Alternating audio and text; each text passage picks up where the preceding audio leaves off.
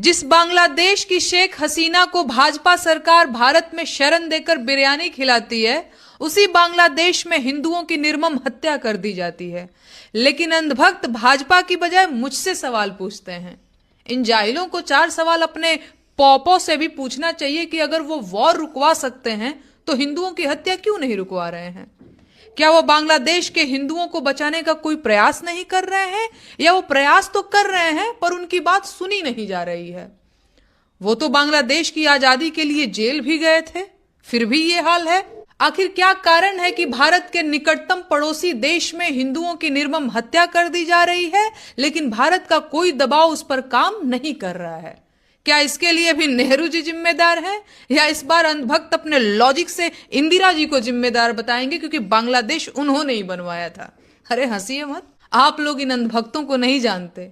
वो लोग इसके लिए मुझे भी जिम्मेदार बता सकते हैं। अंधभक्त जितनी शिद्दत से बांग्लादेश के अल्पसंख्यकों की चिंता कर रहे हैं, काश उतनी ही चिंता उन्हें भारत के अल्पसंख्यकों की भी होती।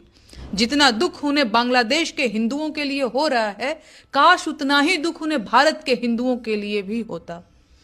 रायबरेली में हरिओम वाल्मीकि को पीट पीट कर मार डाला गया, लेकिन किसी भी भाजपाई और किसी भी अंधभक्त के मुंह से बोली नहीं निकली। ये कितने शर्म की बात है।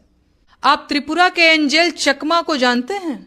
नस्लीय टिप्पणी का विरोध करने पर देहरादून में उनकी चाकू मारकर हत्या कर दी गई।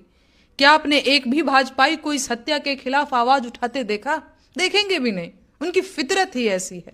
उन्हें बांग्लादेश और पाकिस्तान की पूरी खबर रहती है, लेकिन रायबरेली, देहरादून और मणिपुर से उनको कोई मतलब नहीं है। बांग्लादेश भारत का पड़ोसी मुल्क है जहां हिंदू अल्पसंख्यक हैं। बांग्लादेश अपने अल्पसंख्यकों की सुरक्षा करने में नाकाम साबित हो रहा है। ऐसे में मेरी प्रधानमंत्री जी से अपील है कि वो बांग्लादेश पर दबाव बनाकर हिंदुओं की सुरक्षा सुनिश्चित करें। उनसे मेरी एक और अपील है कि वो भारत के अल्पसंख्यकों की सुरक्षा भी सुनिश्चित करें।